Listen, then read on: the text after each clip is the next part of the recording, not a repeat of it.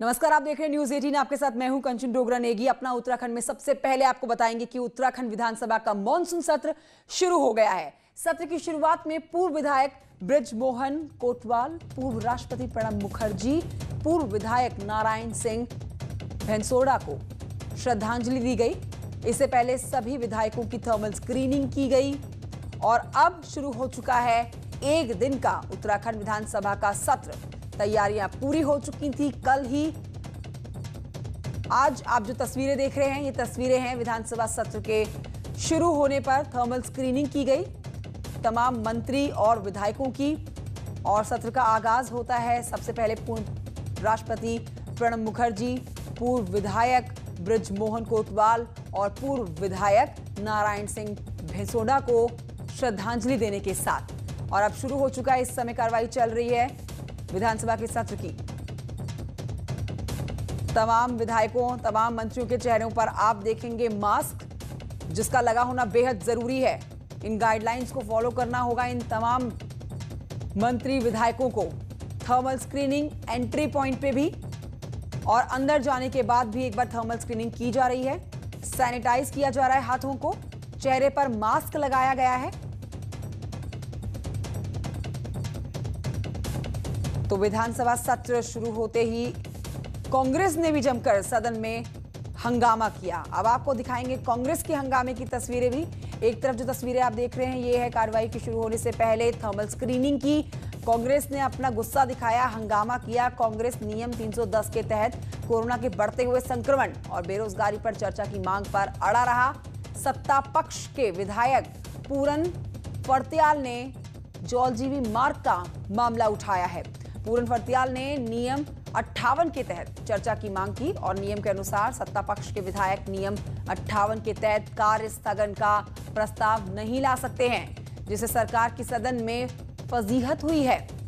विपक्ष को निशाना साधने का भी एक बड़ा मौका इस बीच मिल गया है। स्थगित कर दी गई है। हमारे साथ मौजूद हैं कांग्रेस के प्रदेश अध्यक्ष एवं विधायक प्रीतम सिंह। सर, क्या रहा सदन में? देखिए, सरकार जो है जनहित के जुड़े हुए जो मुद्दे हैं उनके जवाब देने से बचना चाह रही है, और इसकी वानगी आज सुबह ही देखने को मिली जब कांग्रेस के 4 विधायक जो है ट्रैक्टर के माध्यम से विधानसभा आ रहे थे, तो पुलिस बल के से जो है हमको रोकने का प्रयास किया गया। हम विलंब से पहुंचे और पहुंचने के बाद हमने सरकार से कहा कि नियम 310 के अंतर्गत बेरोजगारी और कोरोना की महामारी पर चर्चा होनी चाहिए, लेकिन सत्ता पक्ष सत्ता के मद में मदमस्त है, विपक्ष की आवाज को दबाना चाहते हैं। और मैं कहना भी चाहता हूं, जब कोरोना की वजह से सरकार ने 1 दिवसीय सत्र आहूत करने का काम किया, तो उस सत्र में कोरोना पर चर्चा क्यों ना हो, इसका जवाब सरकार को देना पड़ेगा। ये हालत है, ये स्थिति है। लोकतंत्र की हत्या करने पर सरकार उतारू है। विषय एक नहीं थे, कोरोना का विषय था, बेरोजगारी का विषय था, किसानों से जुड़ा हुआ मुद्दा था, महंगाई थी, देवी आपदा प्रबंधन था, केदारनाथ के हमारे अंदर जो तीर्थ पुरोहित धरना प्रदर्शन कर रहे हैं वो मामला था। तो विषय की कमी नहीं है, लेकिन सरकार उत्तर नहीं देना चाहती है। ट्रेजरी बेंच भी खुद नियम 58 में स्थगित। मैं वही कह रहा हूँ कि ट्रेजरी बेंच के एक सदस्य द्वारा कार्य स्थगन प्रस्ताव लाया गया, और जब कार्य स्थगन प्रस्ताव होता तो सीधे सीधे सरकार के खिलाफ अविश्वास होता है। और ऐसी परिस्थितियों में भ्रष्टाचार से जीरो टॉलरेंस की बात करने वाली सरकार, त्रिवेंद्र सरकार कटघरे में खड़ी है, और हम कहना चाहते हैं कि इस प्रदेश के हित में तत्काल प्रभाव से जो है सरकार त्याग पत्र देने का काम करे। 1 बजे के बाद क्या रणनीति होगी सदन में? नहीं, देखिए, अभी हम बैठ करके तय करेंगे कि क्या रणनीति हम अख्तियार करेंगे। हमारा सीधा कहना है कि सरकार जो है कोरोना पर और क्या नाम बेरोजगारी पर और जो मुद्दा हमारे हैं उन पर चर्चा करें। आप थे प्रीतम सिंह, कांग्रेस के प्रदेश अध्यक्ष एवं विधायक। सदन में भले ही विपक्ष नेता प्रतिपक्ष न मौजूद रहे हों, विपक्ष का संख्या बल बेहद कम रहा हो, लेकिन विपक्ष ने अपनी जोरदार मौजूदगी दर्ज कराई, सदन के भीतर भी और सदन के बाहर भी। कैमरा पर्सन अनिल नेगी के साथ सुनील नौ प्रभात, न्यूज 18 देहरादून।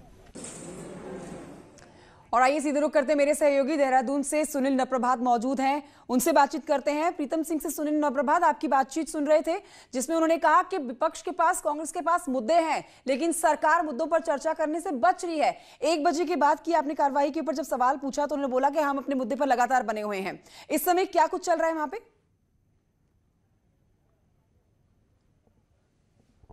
देखिए कंचन, इसीलिए कि विपक्ष लगातार अपनी मौजूदगी दर्ज करा रहा था। वो विभिन्न मुद्दों पर, चाहे बेरोजगारी हो, चाहे कोरोना का मुद्दा हो, चाहे लॉ एंड ऑर्डर का मुद्दा हो, उस पर चर्चा की मांग कर रहा था नियम 310 के तहत। इसे स्वीकार नहीं किया गया और इसके चलते जो हंगामा हुआ, पहले सदन 1 बजे तक के लिए स्थगित हुआ और फिर जो अभी की ताज़ा ब्रेकिंग है कंचन, एक बार फिर से 3 बजे के लिए सदन को स्थगित कर दिया गया है। आप देखेंगे मेरे पीछे ये विधानसभा का गेट है। अभी यहाँ से विधायक निकले हैं, अभी यहाँ से मेंबर्स निकले हैं, अभी कांग्रेस के लोग बाहर नहीं आए हैं।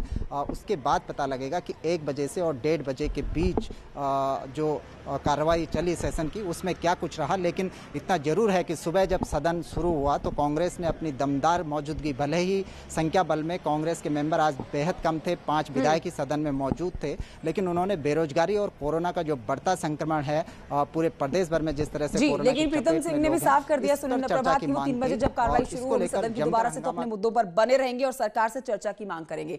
शुक्रिया आपका जानकारी के लिए। बढ़ते हैं आगे। उत्तराखंड विधानसभा में आज कांग्रेस के विधायक ट्रैक्टर लेकर विधानसभा पहुंचे हैं। कांग्रेस विधायकों ने ट्रैक्टर के साथ विधानसभा में एंट्री ली है। यह पहली बार हुआ जब विपक्ष के विधायक ट्रैक्टर से विधानसभा पहुंचे हो। विधायक काजी निजामुद्दीन ने ट्रैक्टर चलाया। ट्रैक्टर चलाती हुई तस्वीरें, विधायक कांग्रेस के हैं, ये ट्रैक्टर पर सवार हैं और अपनी नाराजगी जता रहे हैं, इसीलिए पहुंचे हैं ट्रैक्टर से। देहरादून से तस्वीरें आपके सामने।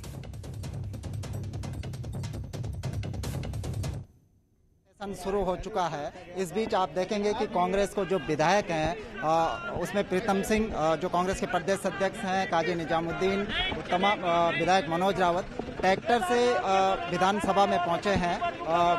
कांग्रेस ने अचानक इस अपनी रणनीति में बदलाव किया है। इससे पहले जब कांग्रेस की उपनेता प्रतिपक्ष करण मारा की अध्यक्षता में जब कांग्रेस विधायकों की विधानमंडल दल की मीटिंग हुई थी तो उसमें कांग्रेस ने रणनीति बनाई थी कि जब वो सदन में उनके सवालों के जवाब नहीं मिलेंगे तो वो सदन का वॉकआउट करेंगे और बाहर धरने पर बैठेंगे। लेकिन करण मारा के कोरोना पॉजिटिव आने के बाद कांग्रेस ने अपनी रणनीति बदली और वो कृषि कानून के विरोध को लेकर सदन में एंट्री करने से पहले ही कांग्रेस के तमाम विधायक धरने पर बैठ गए।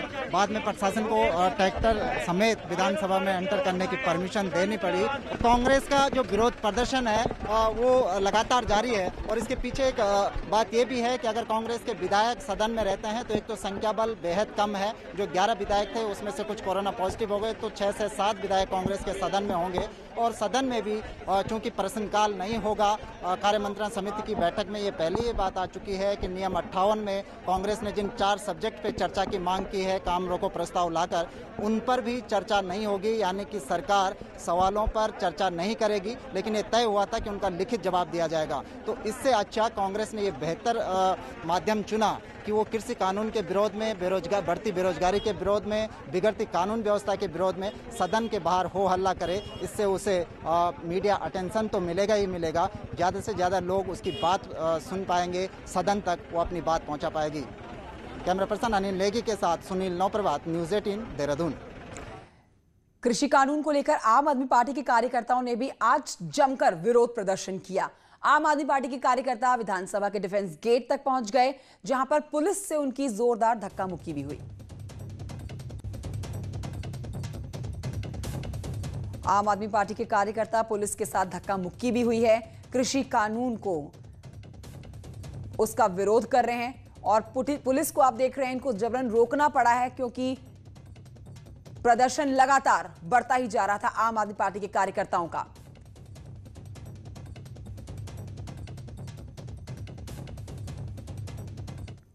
किसानों प्रति और नौजवानों प्रति ऐसे बिल पास कर रही हैं, उनका मैं विरोध करता हूं और कांग्रेस और भाजपा एक हो चुकी है और इसलिए हम दोनों के विरोध में आज प्रदर्शन कर रहे हैं। एक दिन की विधानसभा सत्र के दौरान बेरोजगार संघ भी सड़कों पर उतरा। बेरोजगार ने मांग की कि उपनल के जरिए होने वाली अस्थायी भर्ती बंद की जाए, इनकी जगह स्थायी नौकरी दी जाए।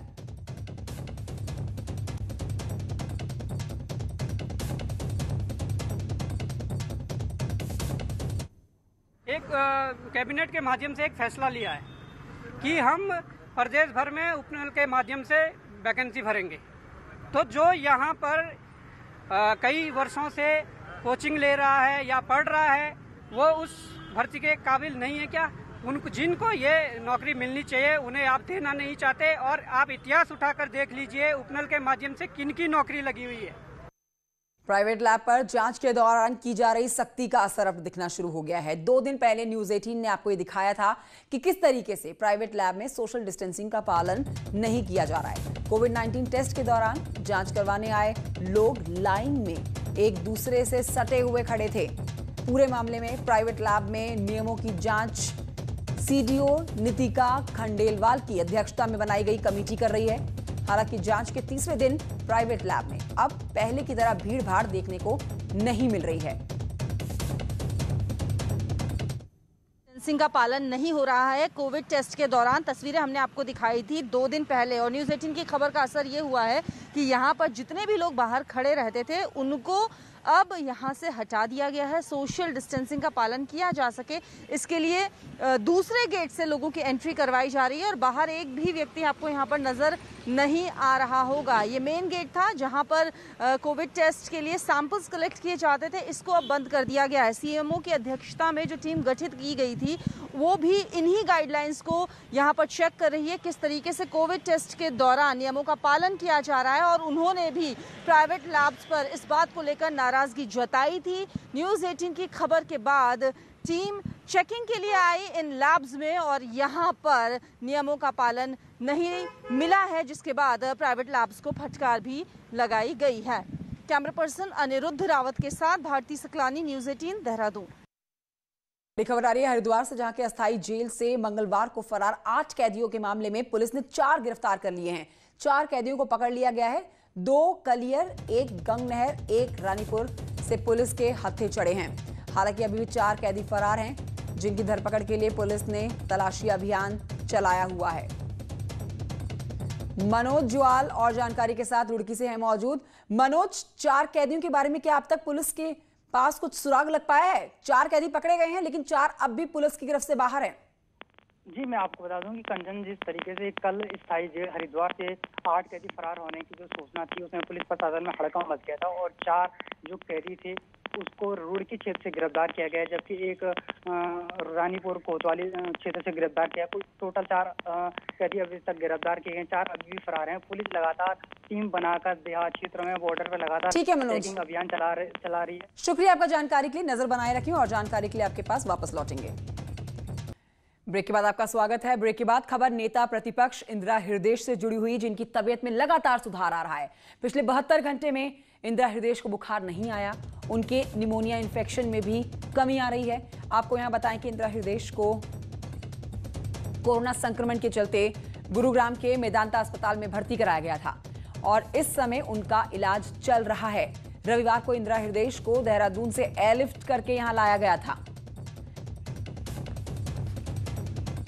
बढ़ते हैं आगे। रामनगर के फलपट्टी से खबर है, जहां पर फलदार पेड़ों को काटने का सिलसिला रुक नहीं रहा है। यहां के तेलीपुरा में 50 लीची के पेड़ों की लोपिंग की अनुमति ले ली गई है, लेकिन इसकी आड़ में 2 हरे फलदार पेड़ों को काट दिया गया। बताया जा रहा है कि लोपिंग की आड़ में बगीचे को काटने की तैयारी की जा रही है, जिसके बाद यहां पर प्लांटिंग योजना बनाई जा सके, प्लांटिंग की योजना यहां पर बनाई जा सके। और इस मामले में 2 पेड़ कटने के बाद से उद्यान विभाग जो है अब बगीचे पर नजर रखे हुए है, लेकिन पेड़ के काटने के मामले में उद्यान विभाग ने जुर्माना करके मामले को रफा दफा करने का प्रयास किया है। जो मेरे द्वारा विवेचना की गई कि वहां पर जो अन्य आपसी तालमेल उन लोगों का न होने के बाद उन रंजिशन एक दूसरे तरफ काटा गया और संबंधित किसान से मेरे द्वारा 2 पेड़ों का जुर्माना काट लिया गया।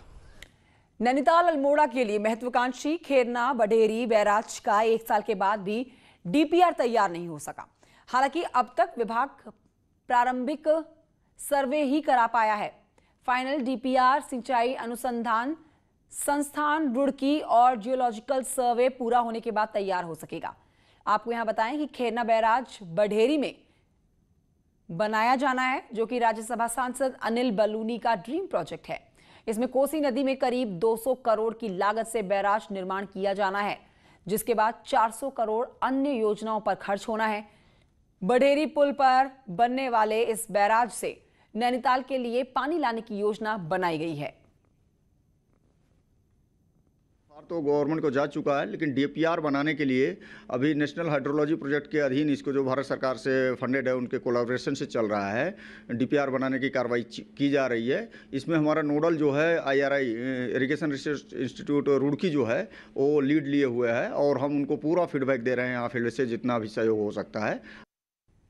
बढ़ते हैं आगे, आपको बताते हैं कि प्रदूषण फैलाने पर रुड़की की ज्वाइंट मजिस्ट्रेट ने लंडोरा में 4 रबड़ गोदामों को सील किया, जिससे भारी मात्रा में रबड़ बरामद हुआ। सप्लाई करने वाले हड़कंप यहां पर मचा है।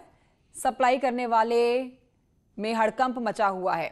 लंडोरा और आसपास के क्षेत्रों में 150 से ज्यादा ईंट भट्टे हैं और कई कोल भी संचालित हो रहे हैं। रबड़ सप्लायर टायर के अलावा अन्य रबड़ के सामानों को इकट्ठा करते हैं और ईंट भट्टा और कोल स्वामियों को बेचा जाता है।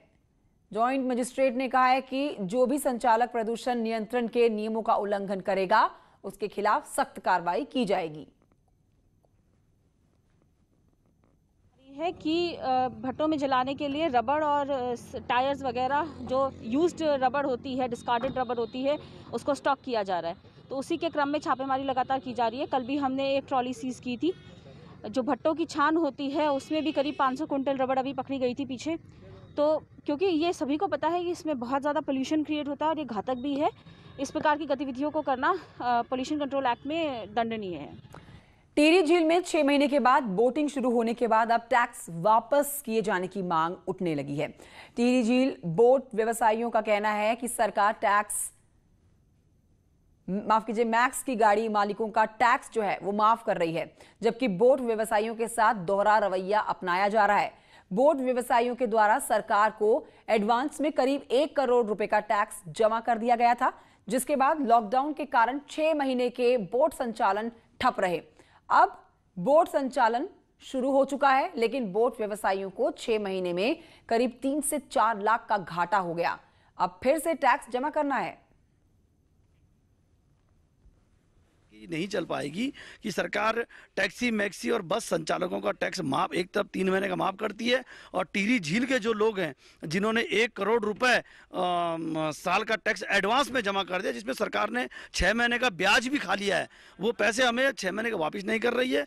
ये हमारे साथ क्यों अन्याय किया जा रहा है। के हब भीमताल में एक बार फिर से पर्यटन से जुड़ी हुई गतिविधियां जोर पकड़ने लगी है। खास बात यह है कि कारोबारी पर्यटन कारोबार से जुड़े हुए लोगों को विशेष तरह के ऑफर्स दे रहे हैं।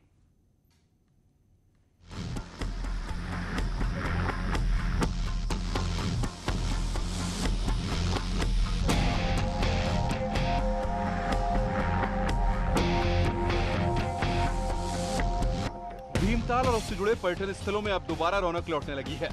कोरोना काल में सुनसान हुए पर्यटन स्थल अब फिर गुलजार हो रहे हैं। पर्यटक एडवेंचर गेम्स का मजा लेने के लिए यहां पहुंचने लगे हैं, ताकि कोरोना से पैदा हुए टेंशन को दूर किया जा सके। के लिए कर रहे हैं। वैसे तो मैं दिल्ली से बिलोंग करता हूं, दिल्ली से ही आया हूं यहाँ पे। सुना था भीमताल की जो पैराग्लाइडिंग है बहुत अच्छी है और एडवेंचर को देखते हुए यहाँ पे मैं पैराग्लाइडिंग करने आया हूँ। हर साल यहाँ पे पैराग्लाइडिंग करने आता हूँ, लेकिन बिकॉज ऑफ दिस कोरोना मैं थोड़ा सा इस बार डिले हो गया। लेकिन फिर भी अभी जब से लॉकडाउन हटा और उसके बाद से गवर्नमेंट की थोड़ी रिस्ट्रिक्शन कम हुई, उसके बाद से फिर मैंने कहा ये ज़रूर एंजॉय करना चाहिए। भीमताल में paragliding, Zipline, ATV biking, zorbing, kayaking, boating, hot balloon से लेकर कई तरह के एडवेंचर एक्टिविटीज होती हैं, जिनसे सीधे तौर पर 15,000 से ज्यादा लोग जुड़े हुए हैं।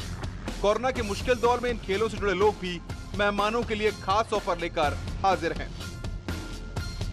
मार्च से बंद पैराग्लाइडिंग बंद थी तो रोजी रोटी में संकट आया था। कहीं ना कहीं हम बहुत खुश हैं और पर्यटकों को हम विशेषकर ऑफर दे रहे हैं। हम उनको डिस्काउंट देंगे क्योंकि हमें पता है इस टाइम कोरोना काल में पर्यटकों को यहाँ पर बड़ी दुविधा के साथ यहाँ पे पहुँच रहे हैं।